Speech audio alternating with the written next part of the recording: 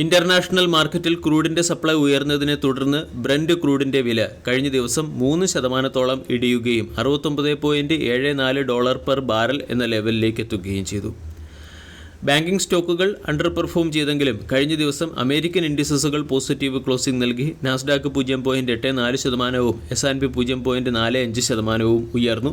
എന്നാൽ യൂറോപ്യൻ ഇൻഡിസസുകൾ കഴിഞ്ഞ ദിവസം ഫ്ലാറ്റ് നെഗറ്റീവ് ക്ലോസിംഗ് ആണ് നൽകിയത്. ഡാക്സ് 0.97%, CSE 0.24%, ഫഡ്സെ 0.79% ഇടിഞ്ഞു.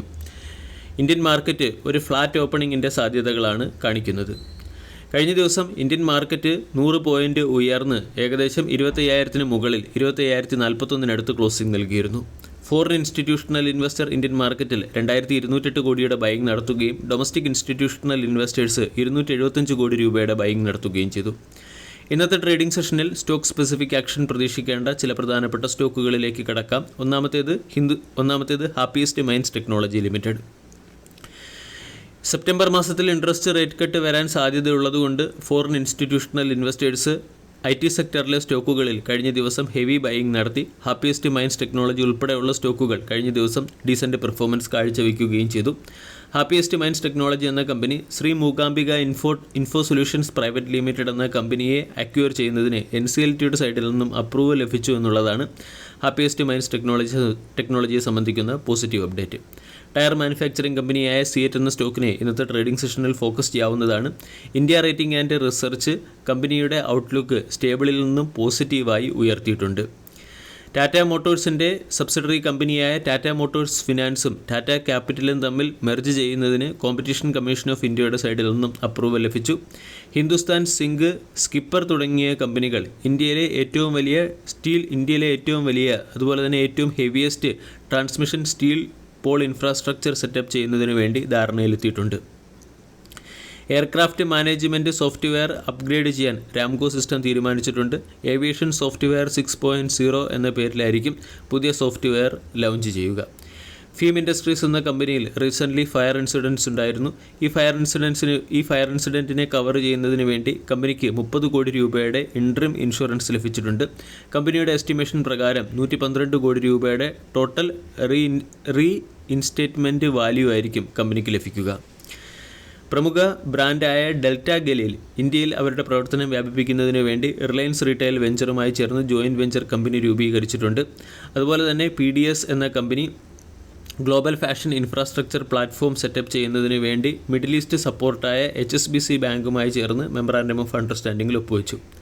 സ്റ്റീൽ സ്ട്രിപ്പ് വീൽസ് എന്ന കമ്പനി അതിൻ്റെ wind and solar energy production വർദ്ധിപ്പിക്കുന്നതിന് വേണ്ടി ക്ലീൻ മാക്സ് ആസ്ട്രിയ എന്ന കമ്പനിയുമായി ചേർന്ന് എഗ്രിമെൻറ്റിൽ ഒപ്പുവയ്ക്കുകയും ക്ലീൻ മാക്സ് ആസ്ട്രിയയിൽ 6.93 കോടി രൂപയുടെ ഇൻവെസ്റ്റ്മെൻറ്റ് നടത്തുകയും ചെയ്തിട്ടുണ്ട്. ബ്രിഗേഡ് എൻ്റർപ്രൈസസ് എന്ന സ്റ്റോക്കിനെ ഇന്നത്തെ ദിവസം ഫോക്കസ് ചെയ്യാവുന്നതാണ്. ബ്രിഗേഡ് എൻ്റർപ്രൈസസ് ബാംഗ്ലൂരിൽ 108 ബെഡുള്ള ഒരു ഹോസ്പിറ്റൽ ആരംഭിച്ചിട്ടുണ്ട്. ഇറാഡ എന്ന കമ്പനിയുടെ ഫുള്ളി ഓൺഡ് സബ്സിഡറി കമ്പനിയായ IREDA global green energy finance എന്ന കമ്പനിക്ക് provisional registration international finance service അതോറിറ്റിയുടെ സൈഡിൽ നിന്നും ലഭിച്ചിട്ടുണ്ട്. കൂടാതെ അസ്ട്ര മൈക്രോവേവ് എന്ന കമ്പനിയും പ്രീമിയർ എക്സ്പ്ലോസീവ് ലിമിറ്റഡ് എന്ന കമ്പനിയും മെമ്മറാൻഡം ഓഫ് അണ്ടർസ്റ്റാൻഡിങ്ങിൽ ഒപ്പുവെച്ചു. ഇതുവഴി പ്രീമിയർ എക്സ്പ്ലോസീവും അസ്ട്ര മൈക്രോവേവും ജോയിൻറ്റ് വെഞ്ചർ വഴി മാർക്കറ്റ് ഡെവലപ്പ് ചെയ്യാനും പ്രൊഡക്റ്റുകളുടെ റേഞ്ച് വർദ്ധിപ്പിക്കാനും തീരുമാനിച്ചിട്ടുണ്ട്. ജനസ് പവർ ഇൻഫ്രാസ്ട്രക്ചർ എന്ന കമ്പനി 2 ഫുള്ളി ഓൺഡ് സബ്സിഡറികൾ ആരംഭിച്ചിട്ടുണ്ട്. ജനസ് Shekhawat smart metering solutions limited, ജനസ് Marwar smart metering solutions limited തുടങ്ങിയ 2 സബ്സിഡറികൾ അല്ലെങ്കിൽ 2 ഫുള്ളി ഓൺഡ് സബ്സിഡറികളാണ് കമ്പനി ആരംഭിച്ചത്. ദീർഘകാലമായി അടഞ്ഞു കിടക്കുന്ന ഗോവ കാർബണിൻ്റെ ഗോവയിലെ യൂണിറ്റും പ്രവർത്തനം പുനരാരംഭിച്ചു. ഇത് ഗോവ കാർബണിനെ സംബന്ധിക്കുന്ന പോസിറ്റീവ് അപ്ഡേറ്റ് ആണ്.